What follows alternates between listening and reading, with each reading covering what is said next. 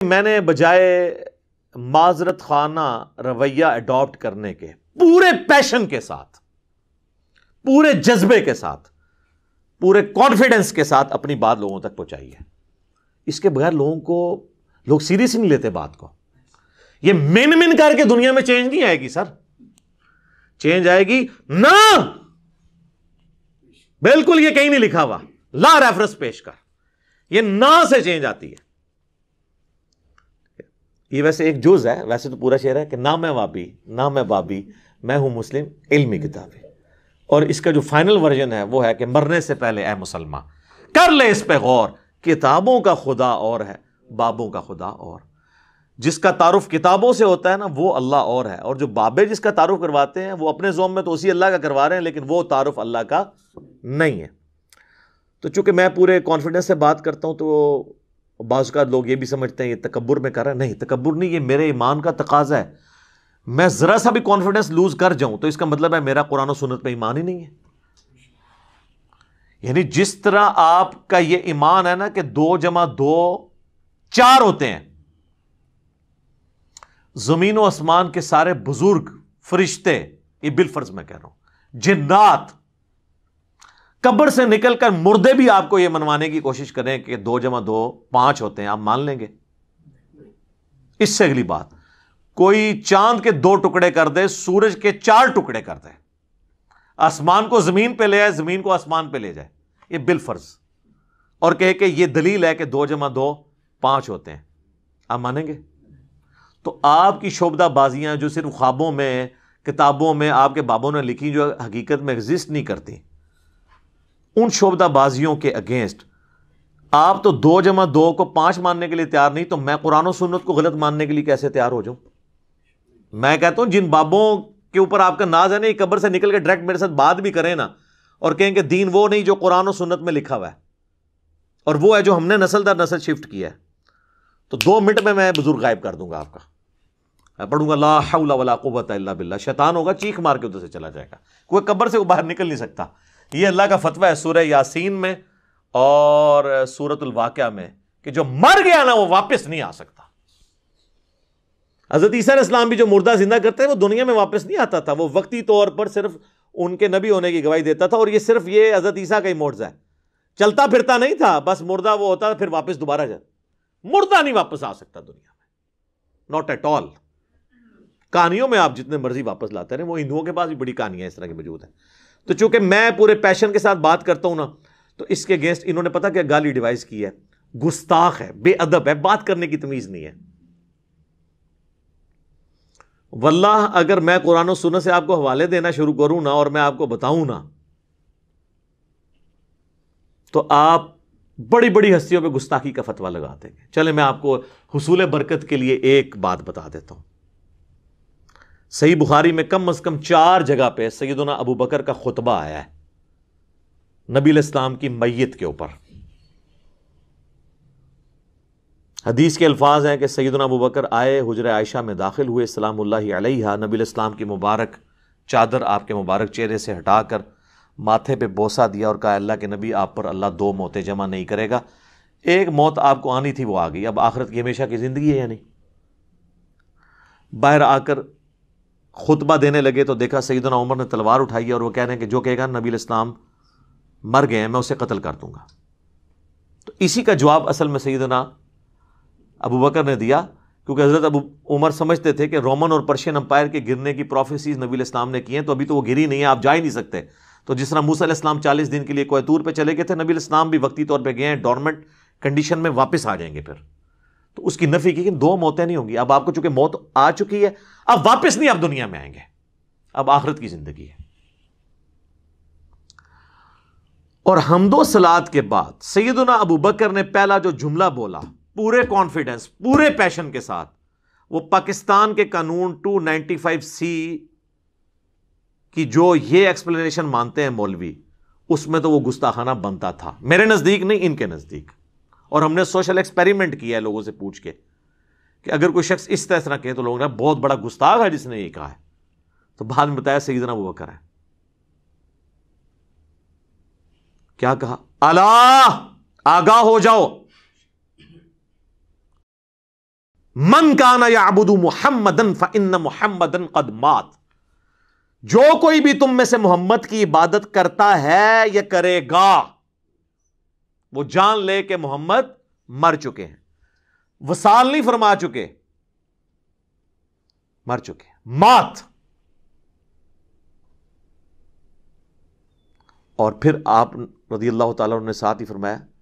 وَمَنْ كَانَ يَعْبُدُ اللَّهَ فَإِنَّ اللَّهَ حَيٌّ لَا يَمُوتُ، اور جو کوئی اللہ کی عبادت کرتا ہے اور کرے گا، وہ جان لے کہ اللہ کو کبھی موت نہیں آئے گی،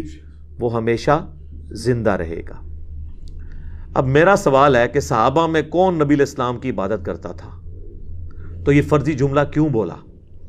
یہ ہوتے تو یہ کہتے ہو لے ممبر تو تھلے فرضی جملے بولنا ہے، شرک ختم ہو چکے اور تو سانو فرضی گلاں کرنا ہے، سانو نہیں پتا کہ عبادت کرنی ہے، فرضی جملہ ہے نا۔ ہاں، قرآن کی آیت پیش کرنے کا تو رائٹ تھا، وہ آیت بھی پڑھی انہوں نے، انک میت و انہم میتون، سورہ الزمر آیت نمبر 30، نبی تمہیں بھی مرنا ہے، تمہارے مخالفین کو بھی مرنا ہے۔ پھر سورہ ال عمران کی آیت نمبر 144 بھی تلاوت کی، وما محمد الا رسول قد خلت من قبلہ الرسل افإن مات او قتل، محمد تو نہیں مگر ایک رسول، اگر یہ مر جائیں یا قتل ہو جائیں اور پاکستان میں یہ وصال فرما جائیں یا شہید ہو جائیں، تو کیا تم دین سے الٹے قدم پھر جاؤ گے؟ یہ آیت انہوں نے اپنی بات کے ثبوت میں دی، یہ آیت ہی کافی تھی، اپنا فرضی جملہ کیوں بولا؟ یہ کہتا ہے نا جی حدیث میں الفاظ ہوتے نہیں، آیت میں نہیں ہے، کیوں بولتا ہے؟ لیکن اس کے مخالف نہیں ہوتے ہیں، اس کو سپورٹیو ہوتے ہیں۔ وہ بولتا ہوں تو جناب آپ کے دماغ میں ڈرل ہوتی ہے نا سر، اس کے بغیر تو سمجھ نہیں آتی۔ میں جب بھی حدیث اسامہ ابن زید والی بیان کرتا ہوں بخاری اور مسلم سے، کہ جب ایک میدان جنگ میں ایک کافر ان کے تلوار کے نیچے آیا تو اس نے اس وقت کلمہ پڑھ دیا، پھر بھی انہوں نے اسے قتل کر دیا،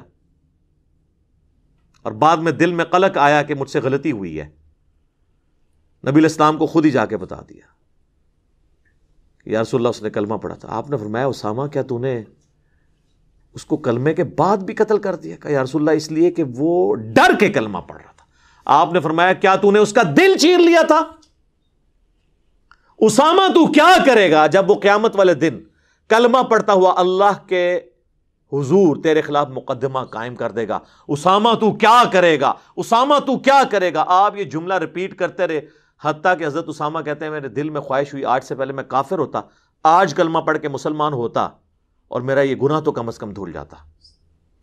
تو یہ حدیث کے اندر میں ایک جملہ بولتا ہوں جو اس میں لکھا نہیں ہے، لیکن وہی ہے جس طرح حضرت ابوبکر نے جو کچھ بولا وہ قرآن حدیث میں لکھا کوئی نہیں ہوا تھا، من کان یعبد محمدا فإن محمدا قد مات۔ تو میں کیا جملہ بولتا ہوں کہ حضرت اسامہ نے یہ نہیں کہا کہ جی یا رسول اللہ میں نے دل چیر لیا تھا کیونکہ میرے گھوڑے کے قدموں سے جو خاک اڑے گی اور وہ میرے گھوڑے کے نتنوں میں بیٹھے گی، اس کو بھی کوئی امت کا بڑے سے بڑا بزرگ غوث کتب ولی نہیں پہنچ سکتا، اور وہ تو سارے دل کا حال جان لیتے ہیں، ان کو تو کشف القبور بھی ہو جاتا ہے، تو میں تو ان کا امام ہوں، جی یا رسول اللہ میں نے دل چیر کے دیکھ لیا تھا، میرے سے تو کوئی چیز چھپی نہیں رہی، مجھے تو علم غیب بھی ہے۔ یہ جو میں انالیسس کرتا ہوں نا، یہ اصل میں ان کے دماغ میں کرتا ہے ڈرل، جنہوں نے ہدایت لینی ہے، اور جو گمراہی پہ تلے ہیں نا ان کو یہ تلوار کی طرح ان کے دل پہ جا کے لگتا ہے، وہ تو کہتے ہیں جناب یہ تو شکل بھی نہیں ہم نے دیکھنی، ہے ہی گستاخ ہے۔ سر آپ نے حضرت ابوبکر کے ساتھ بھی یہی کچھ کرنا تھا، اگر آپ کو یہ بتایا نہ جائے کہ ان کا خطبہ ہے، کیونکہ آپ لوگوں نے تو کہانی کرائی ہے کہ نبی الاسلام کو زندہ دفنایا گیا۔ جی وہ آپ کو جب دفنا رہے تھے اس وقت بھی ہونٹ ہل رہے تھے اور امتی امتی کی آوازیں آ رہی تھی۔ جی یہ دیوبند مدرسے کے بانی قاسم نانوتوی نے اپنی کتاب آب حیات میں لکھا ہے، یا تو نبی والی کتاب میں، وہ صحابہ جنہوں نے اپنی جانیں دی ہیں حضور کو بچانے کے لیے، انہوں نے زندہ آپ کو دفنا دیا۔ ظاہر ہے پھر ہونٹ تو پھر اگر ہل رہے تھے، آخرت کی زندگی میں تو ہونٹ نہیں ہلتے، آخرت کی زندگی میں تو سانس بھی نہیں ہوتا، آخرت کی زندگی میں ٹوائلٹ بھی نہیں ہوتا، یہ تو ساری دنیاوی زندگی کی چیز ہے۔ اور عباس رضوی صاحب جو بریلوی عالم ہیں، انہوں نے حیات النبی پہ کتاب لکھی، جو امام بیہقی کی کتاب ہے نا حیات الانبیاء فی قبورہم، اس کی شرح لکھی انہوں نے۔ تو اس میں انہوں نے آب حیات کے اس جملے کو کوٹ کر کے کہا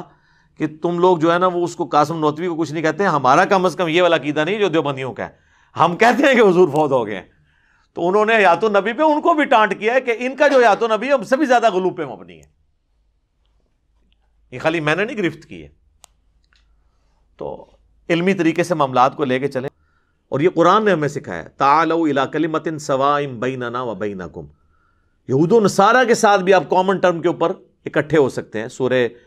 آل عمران کی آیت نمبر 64 ہے۔ تو میں کامن ٹرم پہ اکٹھا ہوتا ہوں، میں بریلویوں سے کہتا ہوں کہ دیکھو میں خود 31 سال بریلوی رہا، مجھے بچپن سے یہ چیز بتائی گئی کہ دیوبندیوں کے امام نے اشرف علی رسول اللہ کلمے کو انڈورس کیا تھا، لہٰذا یہ گستاخ رسول ہیں۔ تو میرے بھائیوں میں یہ مانتا ہوں، آپ بھی مانتے ہو؟ کہتے ہیں جی مانتے ہیں۔ تو اب تو یار وہ چشتی رسول اللہ نکلا ہے حشر بہشت میں، تو ہونا تو چاہیے کہ جناب چاہے اشرف علی تھانوی رسول اللہ یا چشتی رسول اللہ ہے، دویاں دی ایسی تھی تیسی۔ تو کہتے ہیں نہیں وہ پوچھیں گے، تو اس کے بعد کیا ہے، دو نمبری کر رہے ہیں، اپنے آپ کو دھوکہ دے رہے ہیں، ان کو نہیں پتا۔ یہ میں کٹر لوگوں کی بات کر رہا ہوں، باقی تو لوگ قبول کر لیتے ہیں، ہماری دعوت سب سے زیادہ بریلویوں نے قبول کی ہے، اس سے بہتر کوئی اصول اور موادی نہیں ہے۔ میں دیوبندیوں سے کہتا ہوں کہ میرے بھائیوں آپ کا کیا جھگڑا ہے بریلویوں کے ساتھ، دونوں حنفی، دونوں ایک ہی روحانی باپ کی اولاد فقہی طور پہ، مسئلہ کیا ہو؟ کہتے ہیں یہ مشرک ہیں، قبروں سے ان کے بڑے غلط عقیدے ہیں۔ تو میں کہتا ہوں میرے بھائی یہ تو آپ کے بھی جو سمان قاسمی کے اندر لکھا ہوا ہے کہ قاسم نانوتوی جنہوں نے مدرسہ دیوبند بنایا تھا، وہ اپنے مرنے کے 6 سال کے بعد خواب میں نہیں بیداری میں قبر سے نکلے، دیوبند کے 2 مولویوں کی صلح کروا کے واپس قبر میں چلے گئے ہیں۔ اب ہونا تو یہ چاہیے کہ جناب ہونا بھی لکھا ہے تو وہ بھی ہوئی کچھ سن، لیکن جن کو ہدایت ملنی ہے وہ کہہ دیتے ہیں ٹھیک ہے۔ اہل حدیثوں سے میں کہتا ہوں میرے بھائیوں آپ کو کیا مسئلہ ہے؟ وہ کہتے ہیں دیکھیں جی ہماری تو ہر چیز بخاری مسلم میں لکھی ہے، نماز کا طریقہ دیکھ لیں، فلاں چیز دیکھ لیں۔ تو ہم کہتے ہیں اچھا تو بخاری مسلم میں جو جو لکھا ہے، ہاں جی اس کی تو تمام متصل الاسناد مرفوع حدیث جو ہیں قطعی الصحت ہیں، اور یہ تو جو بخاری مسلم کو نہیں مانتا وہ تو گمراہ ہے، اہل سنت سے خارج ہے۔ ہم کہتے ہیں ٹھیک ہے ابھی چیک کر لیتے ہیں، آپ کو بھی ٹیسٹ لگا لیتے ہیں۔ تو سر صحیح بخاری اور مسلم دونوں میں حدیث موجود ہے، اور بخاری کا اس کا طریق ہے 2812۔ ہاں جی اب تو ویسے اس کا نمبر ہی بولیں تو ساتھ ہی کھوتی مر جاتی ہے ندی، کہ نبی صلی اللہ علیہ وآلہ وسلم نے فرمایا وائے عمار تجھے ایک باغی جماعت قتل کرے گی، تو انہیں اللہ اور جنت کی طرف بلائے گا اور وہ جماعت دوزخ کی طرف بلا رہی ہوگی۔ تو ہم کہتے ہیں میرے بھیا پھر فیصلہ کرو کہ مولا علی کی پارٹی جنت اور اللہ کی پارٹی ہے، اور مولا علی کے مخالفین جو آل امیہ تھے وہ جہنم کی طرف بلانے والی پارٹی ہے۔ جہنمی نہیں میں کہتا، جہنم کی طرف بلانے والی۔ ساتھ ہی وہ بخاری مسلم کا بخار محبت ختم، اور یہ حدیثیں نہیں بیان کرنی چاہیے۔ ہم کہتے ہیں سر مسلم کا آپ مقدمہ پڑھیں، صحیح مسلم کے مقدمے میں لکھا ہے، امام مسلم میں نے خود لکھا ہے کہ میں تو عوام الناس کے لیے حدیثیں لکھ رہا ہوں، تم کہہ رہے ہو وہاں میں بیان نہیں کریں گے، تو چلیں مسلم کی آپ کو حدیث بیان کر دیتے ہیں، کریں جی۔ مسلم شریف میں 4776 نمبر حدیث ہے کہ عمر بن عاص خانہ کعبے کے سائے میں بیٹھے ہوتے ہیں، عبداللہ بن عمر بن عاص، اور ایک تابعی آ کے ان سے کہتا ہے عبد الرحمن بن عبد رب کعبہ، جب وہ حدیث بیان کرتے ہیں کہ امیر کی اطاعت کرنی ہی کرنی ہے، تو کہتے ہیں یہ آپ نے اللہ کے نبی سے خود سنا تھا ان کا، میں کعبے کے سائے میں بیٹھا ہوں، میرے کانوں نے نبی علیہ السلام سے یہ خود سنا تھا کہ اطاعت امیر کرنی ہے، میری آنکھوں نے حضور کو دیکھا، میرے دل نے آپ کی بات یاد رکھی۔ تو انہوں نے کہا پھر اگر یہی بات ہے تو آپ کے چچا کا لڑکا معاویہ ابن ابی سفیان، چلیں ہم تو احترام سے نام لیں گے، رضی اللہ عنہما، جو ہمارے امیر ہیں اس وقت، وہ تو ہمیں حکم دیتے ہیں کہ ہم لوگوں کو ناحق قتل کریں اور لوگوں کا مال حرام طریقے سے ہڑپ کریں، جبکہ سورہ نساء میں آیت نمبر 29 میں اللہ تعالیٰ فرماتا ہے کہ اپنوں کو مت قتل کرو، یعنی ایک دوسرے کو، یعنی ایک دوسرے مسلمان ہی ہوتا ہے نا، اس لیے اس کو کہا کہ اپنوں کو گویا قتل کرنا ہے، ایک دوسرے کو قتل کرنا، اور ایک دوسرے کا مال حرام طریقے سے ہڑپ مت کرو۔ اب ہمیں بتائیں ہم اللہ کی بات مانیں کہ یا معاویہ کی بات مانیں؟ تو وہ خاموش ہو جاتے ہیں۔ ان کا تو خیال ہے خاموش ہو کے انہوں نے کہا ہوگا تجھے ایران سے فنڈ آتا ہے، کہیں تو انجینئر کی ویڈیو تو نہیں دیکھتا، تو نے کہیں ڈائریکٹ تو نہیں حدیث پڑھ لی؟ تو وہ سر اٹھا کے کہتے ہیں کہ جن کاموں میں معاویہ تمہیں اللہ کے حکم کے مطابق چلاتا ہے اس میں ان کی اطاعت کرو، اور جس میں وہ مخالفت کرے تم اس کی نافرمانی کرو۔ یہ حدیث جب ہم مسلم سے بیان کرتے ہیں تو یہ ماننے کے لیے تیار ہو جائیں گے، اور اس سے بڑی حدیث صحیح مسلم کی 240، علی سے محبت نہیں رکھے گا مگر مومن، علی سے بغض نہیں رکھے گا مگر منافق۔ بغض علی کی جتنی شکلیں ہیں وہ منافقت کی اولین علامتوں میں سے ایک علامت ہے۔ بس آپ یہ حدیث کسی سنی کی مسجد میں لگا کے دیکھیں تو شام تک وہاں پہ گڑبڑ شروع ہو جائے گی، چاہے وہ بریلوی ہو، دیوبندی ہو، اہل حدیث ہو، کیونکہ انہیں پتہ چل جائے گا کہ یہ تو کسی اور پلیٹ فارم سے بول رہا ہے، حالانکہ مسلم شریف ہمارا ہی پلیٹ فارم ہے، بخاری ہو مسلم یہ دونوں ہمارے ہی پلیٹ فارم ہے۔ تو اس کے اوپر مجھے بتائیں اب اہل حدیث کو کیا غصہ کھانے کی ضرورت ہے؟ اسی طریقے سے اہل تشیع کی طرف آ جائیں، وہ تو خود اس چیز کا رونا روتے ہیں کہ آل امیہ کے دور پہ میں سیدنا علی پر ممبروں سے سب و شتم ہوتا تھا، تو تم نے وہی کام شروع کر دی۔ میرے پاس تو کوئی شیعہ آتا، میں کہتا ہوں میرا تم سے بنیادی اختلاف یہ ہے کہ تم معاویہ کے ٹریک پہ اور میں علی کے ٹریک پہ ہوں۔ علی نے تو اپنے مخالفین کے لیے دعائیں بھی کی، ان کے جنازے بھی پڑھائے، اور اپنے ہاتھوں سے ان کو دفن بھی کیا، ان کی لاشیں اٹھائیں، ان پہ گریہ کیا، اور تم لوگ جو ہے وہ حضرت علی کے طریقے پہ نہیں چلتے ہو، اور ان لوگوں کے طریقے پہ چلتے ہو جنہوں نے 60 سال تک ممبروں پہ حضرت علی پہ لعنت کی، تم بھی صحابہ پہ لعنت کر کے انہی کے طریقے پہ ہو۔ تو آگے سے وہ بھی پریشان ہو جاتا ہے، اب اس سے بہتر اور کیا طریقہ ہے ان کو سمجھانے کا؟ تو ہم جس اصول اور مبادی، اسی کو میں نے اینٹی وینم، پھکی الزامی جواب نام دیا ہوا ہے۔ جیسے کوبرا سانپ کاٹ جائے نا تو اس کا علاج پھر کوبرے کے زہر سے ہوتا ہے، اسے کہتے ہیں وینم کا علاج اینٹی وینم، جو اس کے زہر سے بنتا ہے۔ تو میں اسی اصول کے اوپر ان کو جواب دیتا ہوں، اسے میں اینٹی وینم کہہ دیتا ہوں، پنجابی میں اسے پھکی کہہ دیتا ہوں، اردو میں اسے کہا جاتا ہے الزامی جواب، کہ ہاں بھئی اب اس پہ اگر یہ بات ہے تو تو بھی مان آؤ۔ تو یہ کسی کو برا نہیں لگنا چاہیے۔